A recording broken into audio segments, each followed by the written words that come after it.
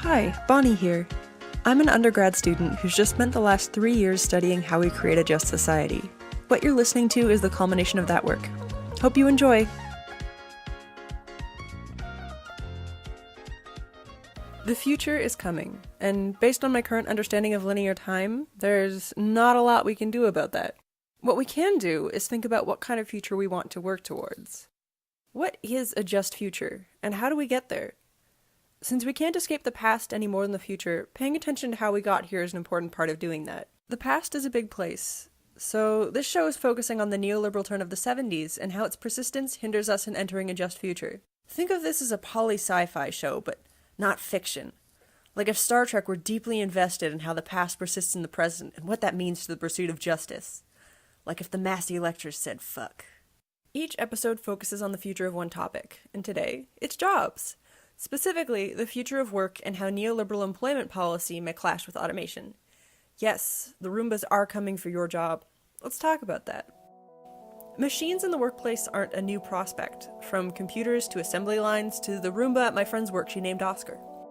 They've become a streamlined part of how we do our work. What's changing is development in robotics. It's estimated that 16 trillion in wages could be replaced by technologies currently available, and that number should only grow. Whether that means there'll be less work available, or if it will just change the kinds of work we do, is unclear, but that doesn't mean it's up to chance. What this change will look like will depend on what employment policies we respond with. There's good evidence to say that automation has the potential to enrich our lives, and even put ambitious social programs within our reach. At present, neoliberal policies and arguments surrounding welfare and work stand at odds with achieving a rad robotic future. With that in mind, what is neoliberalism? What makes it neo? What makes it liberal? I'm so glad you asked, because my friends are very tired of being my only outlet for talking about this. Liberalism has evolved over centuries to encompass very different branches of thought. What stayed constant between them is an emphasis on individual freedom and support for some kind of market economy. Neoliberalism was a departure from modern liberalism and a partial return to the classical era, so understanding what those were helps us understand what we have now. Our journey starts, as so many great podcasts do, in 1600s England. There, a man by the name of John Locke decided that individual property rights were cooler than a monarchy, and became the father of classical liberalism. Classical liberalism is founded upon principles of individual freedom and equality. By their view, a person's purpose was to accumulate wealth, and respecting human dignity meant respecting the innate rationality we are endowed with to pursue our economic interests. A free market economy was then instrumental to freedom. The government's role was to interfere in the market as little as possible, but uphold the rule of law by protecting property rights. This philosophy reshaped the Western world, in how we think about the economy, ourselves, and the rights we are owed. The 300-year conversation it initiated on freedom led to continuing revolutions within liberal thought. Jump cut to the 1900s. Science is bumping, we're liberal as hell, and democracies, what's up? And a new field of study has emerged. Sociology. Now that we can identify and measure social trends, the idea that the only restriction to freedom is government, it just isn't realistic. The economy has boom and bust cycles, and there are systematic barriers outside any individual's control. John Dewey enters the scene and says, "The majority who call themselves liberal today are committed to the principle that organized society must use its power to establish the conditions under which the mass individuals can possess actual, as distinct from merely legal freedom." John Dewey, 1935, page 7. Together, we can accomplish what one cannot alone, and the state isn't inherently evil, it has a duty to be the hand of the collective will. Get wrecked, John Stuart Mill. Conscription and raised taxes to fund world wars changed the relationship between citizens and state. If governments can ask so much from their citizens, what should the people be able to ask for in return? This, coupled with the Great Depression, sets the political stage for our fourth John of the day, John Maynard Keynes, who kicked off a modern liberal era of state interventionism. Listen, I'm just gonna break it down. There are too many Johns in political philosophy. John Locke, John Stuart Mill, John Dewey, John Anderson, John Rawls, John Ralston Saul, John Oliver. You can stay, but you're on thin fucking ice. I'm sorry that I just implied John Oliver is a political philosopher. I got a little swept up in that. In the early ages of this era, Keynesian projects defined the government's role in the economy, softening depressions with government projects by providing employment and security. In later stages, state responsibility continued to grow. Social rights made great strides, regulations and protections strengthened, and the welfare state expanded. But by the 60s, there was one group who wasn't happy: business. Protections for labor came at a time when international competition was heating up, and if you know that picture of a man struggling to hold a bunch of limes, imagine the man as business owners, and the limes are minimum wage, OSHA regulations, and competitive foreign imports. By the late 60s, business groups in the US and Canada had formed to lobby for a bigger voice in government. Then the 70s happened. The 70s happened so much. During a period of high unemployment, shocks to oil prices raised the cost of goods, which caused inflation. This resulted in stagflation, which is defined as when fucking everything goes wrong, according to my grade 10 history notes. Other economists might define it as when inflation is high and the economy is not growing. See, the idea that we'd been rolling with since the 40s was a Keynesian conception that inflation and employment were related, and that if inflation rose, so would employment. Low employment, central bank can throw some cash at the economy, and we're golden. So governments tried to do what we'd always done, but with high inflation already, all they did was exacerbate inflation without affecting unemployment, and raise the public debt at a time when borrowing was risky. This situation was unprecedented in modern times and seemed to open gaping holes in Keynesian theory. A new school of neoclassical economists were ready to fill that void. Economists like Milton Friedman popularized theories that government inputs in the economy were always inflationary, and a return to classical liberal markets was the only way to bring the economy back to equilibrium. I may be building to disagree with the movement his theories kicked off, but I gotta give it to Milton. At least his name isn't John. As the Keynesian welfare state fell in the 80s, neoliberalism rose to reframe the role of government. With its neoclassical underpinnings, in theory it was inspired by a wish to return to classical liberal values. But ideals and implementation rarely resemble one another. To understand this implemented version, some suggest looking at neoliberalism not just as an ideology, but as a culture and a style of governing. As a style of governing, the principles of market freedom are carried through politically expedient means, meaning that ideological compromises take place to capitalize on available allies and political resources. Business interests especially became a key part of how neoliberal theory evolved into a governing style. The aforementioned business interest groups began organizing around campaign funding, and the US saw an influx of business donations to the Republicans that changed party politics. With the right locking down a wealthy donor base, Democrats needed to appeal to wealthier parties too, and began shying away from conversations of inequality and social spending. Canada had similar business interest groups, but tighter campaign financing laws, which is part of why neoliberalism took much longer to take hold in Canada. Courting large party donors and allying with neoconservative elements produced a new form of liberal governance. Classical liberalism assumed that achieving market freedoms merely required that the government step back, as the market was the natural byproduct of individuals freely trading with one another. Neoliberal governments act on behalf of market interests, actively widening the purview of the free market. Borrowing from Sauce et al. And David Harvey, the definition that we'll use is that it is a particularly muscular form of economic liberalism that assumes individual freedoms are guaranteed by freedom of the market and trade and mobilizes the state on behalf of the market. Neoliberalism's heyday was the late 70s through 90s. As may be clear to some of you listening, and to others be devastating news. That was a while ago. So why is this still relevant? Well, policy regimes are assemblages, which is fancy speak for a mess.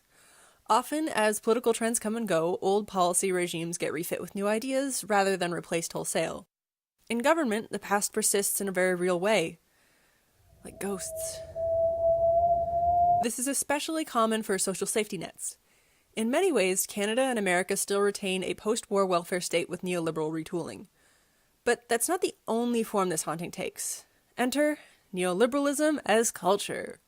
Politicians and lobbyists have been effective not just at legislating, but at impressing the moral and intellectual tenets of neoliberalism on the public. As a result, the neoliberal legacy is also seen today in the expansion of the market as a moral tool and the market framing of people in society, especially the poor. Neoliberalism has a very distinct brand of individualism. Modern liberals idealized individual freedom while still recognizing that no one is immune to wider societal forces. Margaret Thatcher, on the other hand, one of the OG neoliberals, famously proclaimed, "There is no society. The decontextualized neoliberal individual is entirely self-responsible, rational economic actor, and society is just an excuse.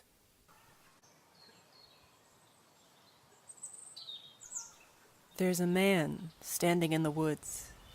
The sun glints off his brow, sweaty from a hard day's work. He leans on an axe that he gained through a market exchange of goods and services. His clothes are sensible, those bootstraps are noticeably worn. His tattooed bicep reads, "Responsibility." A bird lands on his shoulder and whispers to him the day's trades and interest rates. He hands the bird a coin in pay for its work. He doesn't carry a map because he knows he alone is responsible for where he is in life. Plus a fold-out map is too similar to a handout. His eyes light up as though he's remembering some old joke. The government, he chuckles to himself. It's him, the perfectly rational economic actor. Contemporary philosopher Michael Sandel argues that liberal countries have gone from having a market economy to being market societies. A market society assesses people through a market lens. More than we are individuals, we are market actors, and moral questions should be addressed with market solutions. The result is that, quote, matters of shared consequence, once addressed through the public decisions about how to organize collective life, are recast as personal problems. The rationally calculating individual bears full responsibility for the consequences of their actions. Depoliticizing Social and Economic Powers, Sauce et al., 2011, page 23.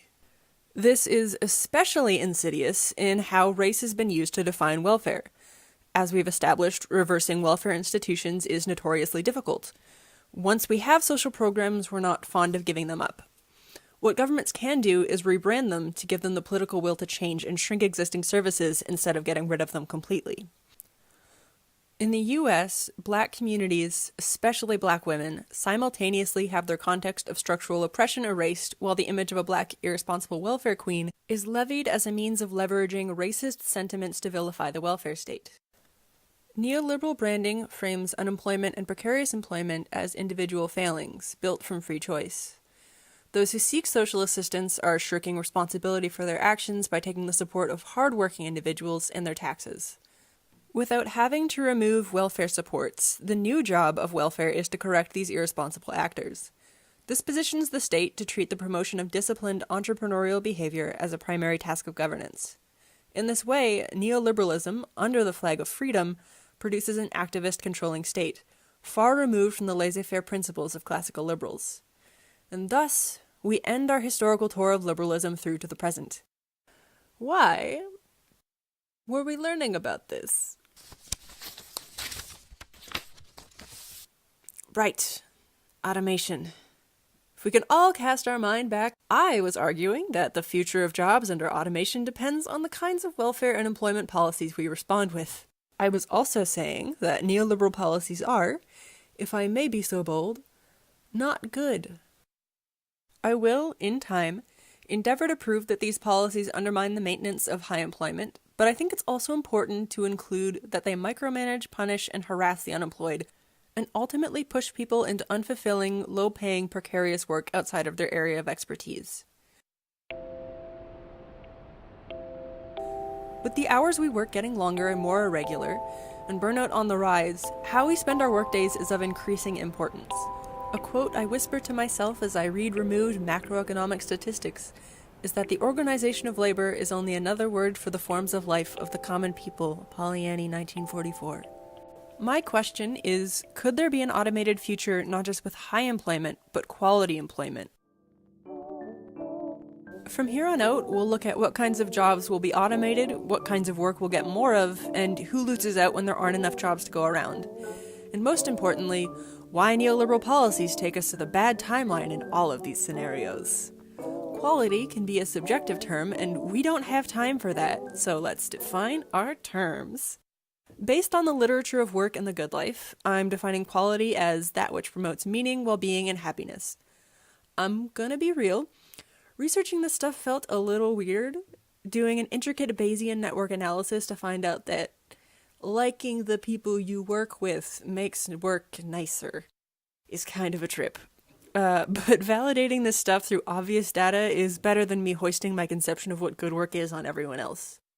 So, without further ado, I present the qualities of good work. We like to know that the stuff we're doing matters, that the end product is good, or that we're creating a legacy.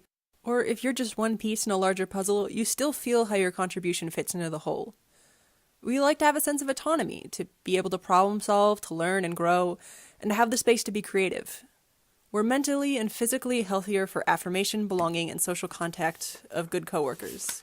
We don't like being micromanaged, doing repetitive tasks, doing hard menial labor, feeling like our work is pointless or doesn't matter. We're less happy, we're less healthy, we're less productive. That's certainly something that gets left out of the conversation. There's a marginal rate of return on how much productivity you get out of each hour worked. All the aforementioned factors contribute to how productive we are. The conditions of our work affects the health, happiness, and productivity of the nation. So now the question on everyone's minds: how do robots fit into this? The answer is shockingly well. The types of jobs automation is expected to create align with the qualities of good work and remove those with bad qualities. Generally, activities most susceptible to automation involve physical activities in high-structured and predictable environments, as well as the collection and processing of data. Kinsey Global Institute 2017 brief. In interviews, workers expressed that the work they enjoyed least was repetitive physical or mental work which made them feel like machines. 2017's World Happiness Report found that every region of the world reports lower happiness in labor-intensive industries like construction, mining, manufacturing, transport, farming, fishing, and forestry. The many F's and M's of shitty work. And all of these jobs are at high risk of automation. The kinds of skills necessary in the future of work are creativity, social-emotional abilities, expertise, and judgment, and are expected to be applied in management and interpersonal work, such as healthcare, social assistance, and education. The World Happiness Report also found that people in similar positions, managers, executives, and white-collar associated work, are the happiest even when controlling for income. This is in line with the literature showing that jobs offering high status, creative problem-solving, and a social environments, generativity, and autonomy promote a quality experience at work. So now that we're all on the side of the robots, let's talk about the real problem: humans. Don't get me wrong, humanity can be wonderful. Some of my best friends are human. But this nice future we lived in together for a few precious moments isn't coming all at once, and there's some work to be done to make sure that rollout goes smoothly. According to projections by the McKinsey Global Institute, a research group focused on forecasting global economic trends, existing technologies could replace work amounting to $15 trillion in wages globally. But clearly they haven't yet. Evidence suggests that we're not ready to stick a robot anywhere one will fit. Unless you're Elon Musk, but trust me, we will get to him. Like previous moments of mechanization, automation should change what kinds of jobs are available, not replace human labor entirely. Few industries will be automated completely, less than 5% in Canada. Of those not fully automated, the most automated industry is accommodation and food services, with 69%, nice, of the jobs within at risk of automation. Automation has traditionally replaced physical labor that is regarded as low skill, but advancements in machine thinking and user interfaces mean tech can now move into hitherto human-dominated areas. This said, tasks requiring flexibility, judgment, and common sense remain difficult to automate. Roles requiring social-emotional abilities, managing others, and applying expertise remain relatively difficult as well. Despite focus on the prospect of automating high-skill jobs, the industries most at risk remain manufacturing, transportation and warehousing, forestry, agriculture, extractive industries, and accommodation and food services. Education, scientific and technical services, as well as healthcare are least at risk, though in Canada 1.6 million jobs within these fields could be automated. Basically, certain roles within careers like restaurant, front of house could be automated, but we're not going to be walking into a restaurant made entirely of robots. Yet.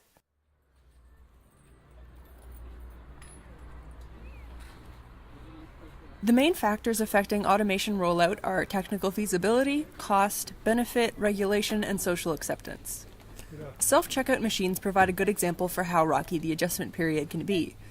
In terms of technical feasibility, they still require human support for problem solving and malfunctions, and confusing interfaces mean they don't always save time. In terms of social acceptance, some people want to keep cashier jobs alive, and some, especially the elderly, miss the social contact of a good old-fashioned human. Sometimes, acceptance goes beyond preference. Parents report that any checkout system that requires their full attention just isn't an option when they're with their kids. As a recluse academic, I love self-checkout, but according to a recent survey, I'm among only 11% of Canadians who use them regularly. As these machines age, some locations don't find them worth replacing and are returning to fully human checkout, but those are outliers. Even in highly automated fields, there are still jobs that are more cost-effectively done by humans. Remember Elon Musk?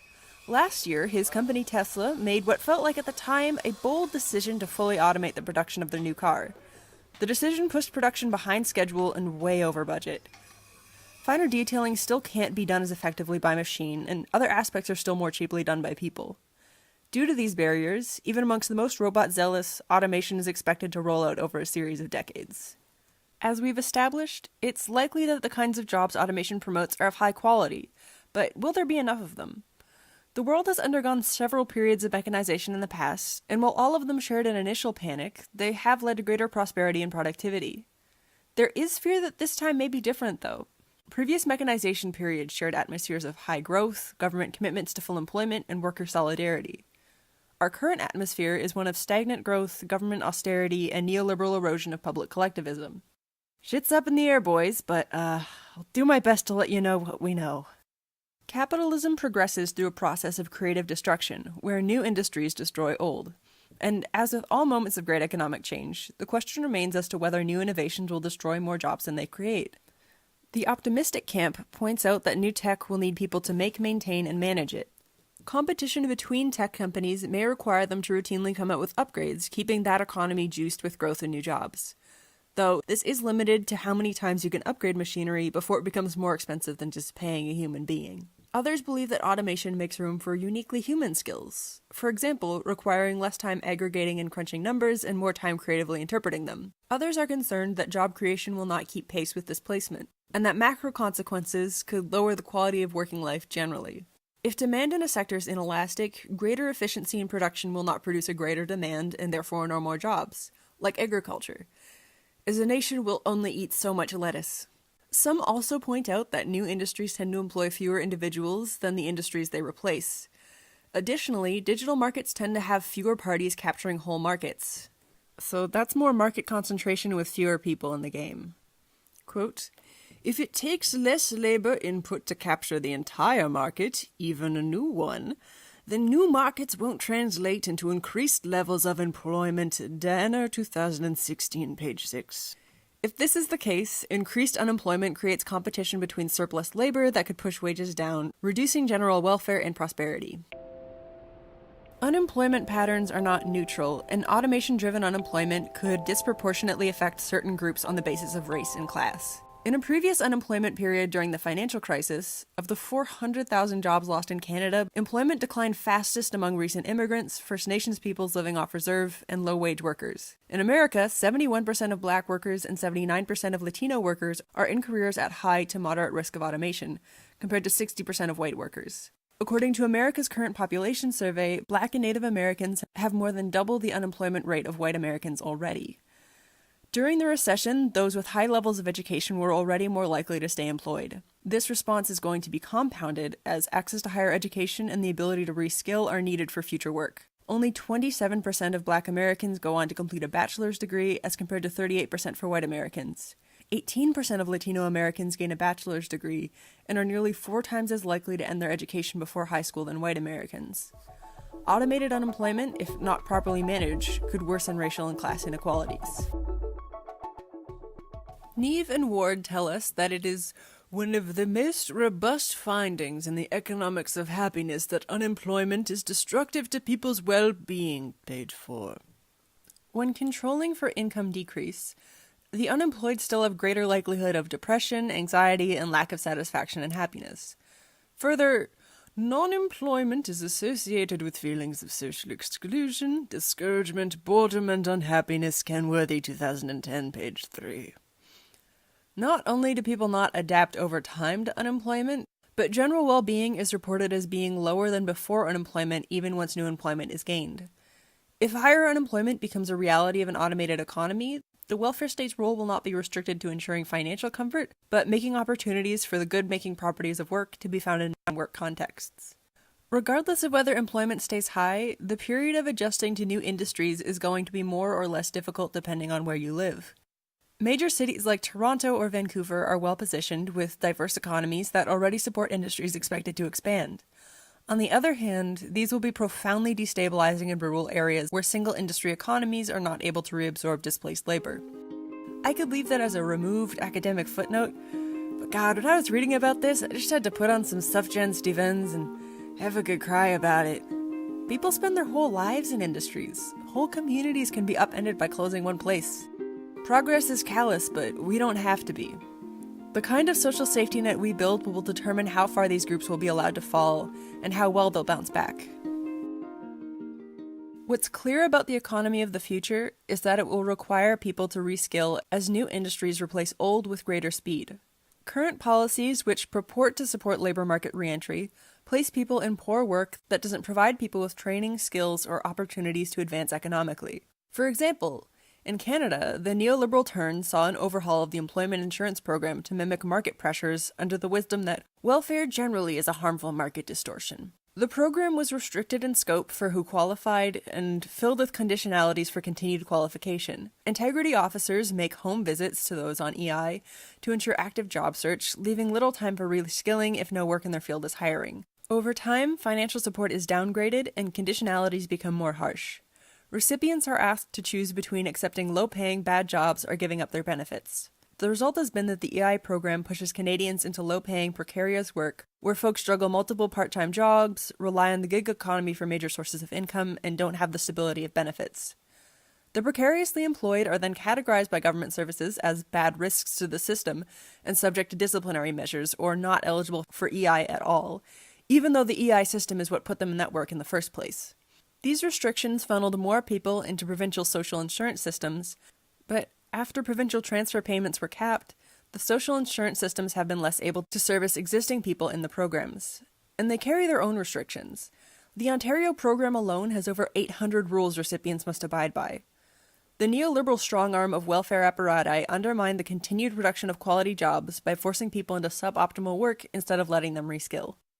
Again, these policies micromanage, punish, and harass the unemployed, and ultimately push them into unfulfilling, low-paying, precarious work outside of their areas of expertise. They undermine our national prosperity and serve nothing but the smug satisfaction of punishing the unruly poor and those who profit off a government-supplied force of cheap labor. With automation, these dynamics are only expected to worsen because regardless of long-term trends, intermediate worker displacement is expected. This increases the amount of surplus labor, which creates a downward pressure on wages.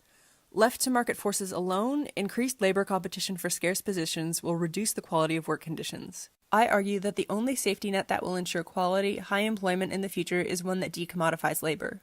According to Esping Anderson, decommodification refers to when a service is rendered as a matter of right and when a person can maintain a livelihood without reliance on the market. Orloff deepens this definition by adding that decommodification can be thought of as a sliding scale.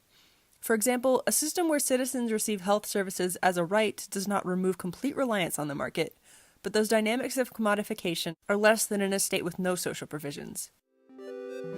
Markets are not inert.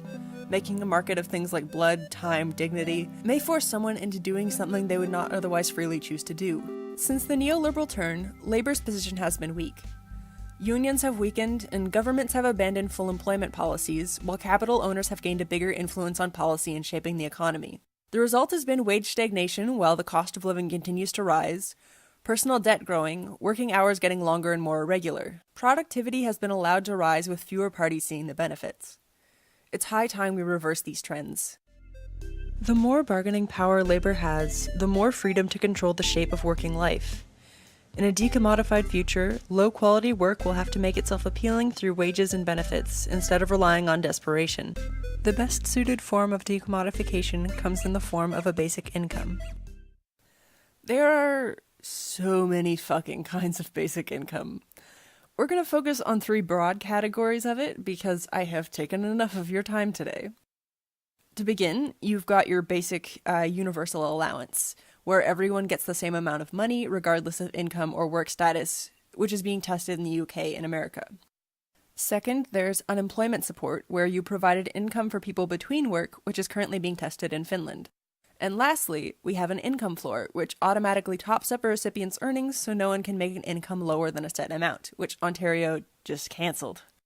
While guaranteed universal income has been attempted in many forms, in order for it to be a decommodifying force, it must provide recipients with enough income to not be entirely reliant on the market to live.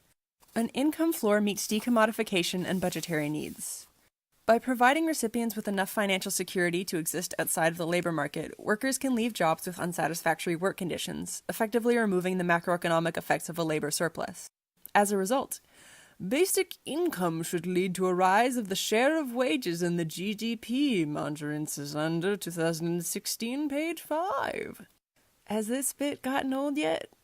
Too bad. Universal welfare programs are more widely accepted by the public, but universal allowance programs offer much lower amounts than targeted programs due to the volume of recipients. Both an income floor and unemployment support have a smaller pool of recipients, so it is more feasible for governments to offer a livable amount. An income floor is better suited to providing a livable stipend, and because it is based on income rather than employment status, can support the growing number of working poor. An income floor is the most effective for decommodification and best suited for an economy where you can be both employed and income insecure. So I think this is the best system for the future. Despite common concerns of basic income undermining work ethic, the program could increase employment by better preparing workers for a changing economy. There is one case study where this concern was valid. An experiment in Speenhamland in 1795 had a primitive basic income program where workers were given a weekly stipend at the set cost of a loaf of bread. In a show of deeply relatable human folly, many were content with the bread and withdrew from work, seemingly showing that people won't work if it's not absolutely necessary to their survival. Though crucially, this was before there was an established market in labor like we have now, and work on offer was hard peasant labor. Basic income experiments in many forms have since failed to reproduce these results. Generally, work ethic remains unaffected, except for one important demographic: students.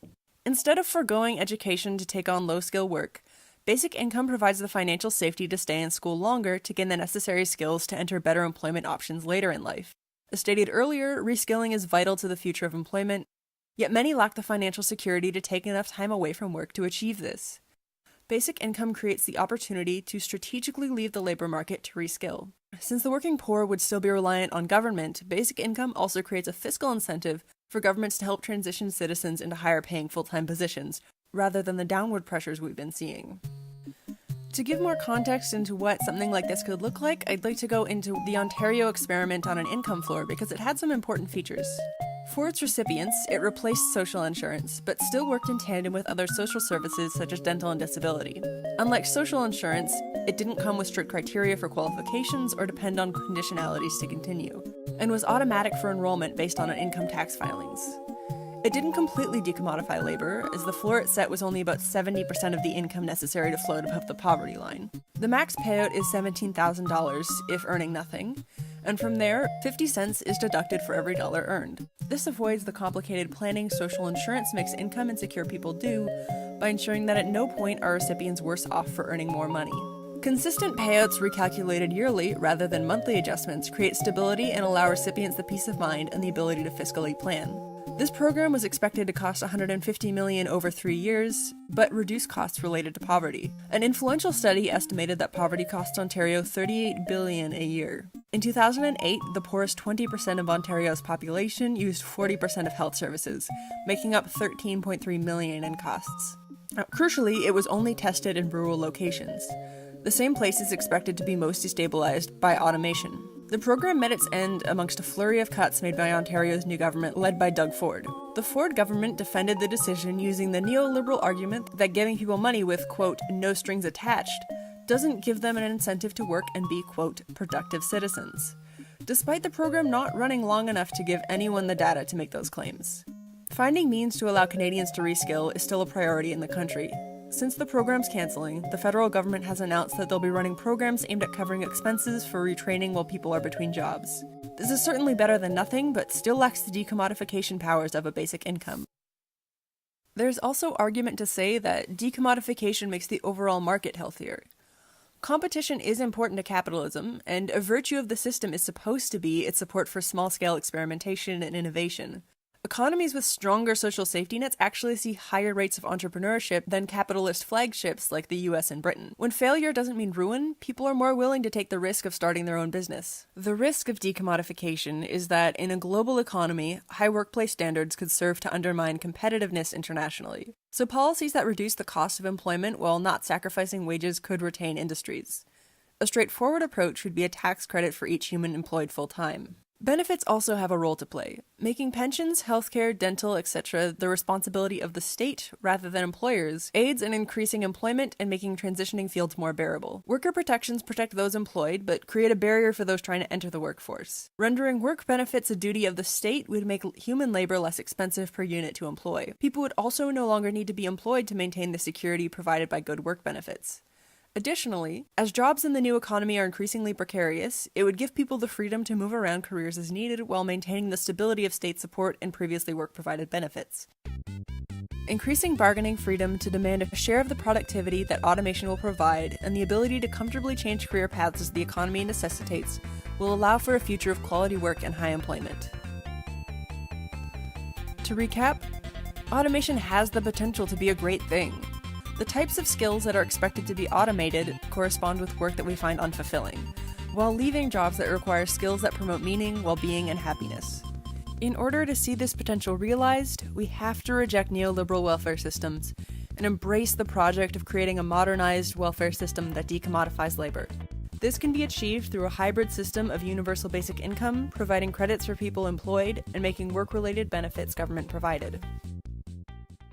Understanding how the neoliberal turn of the past affects employment policy today elucidates what we need to do to prepare for the future. The future is exciting.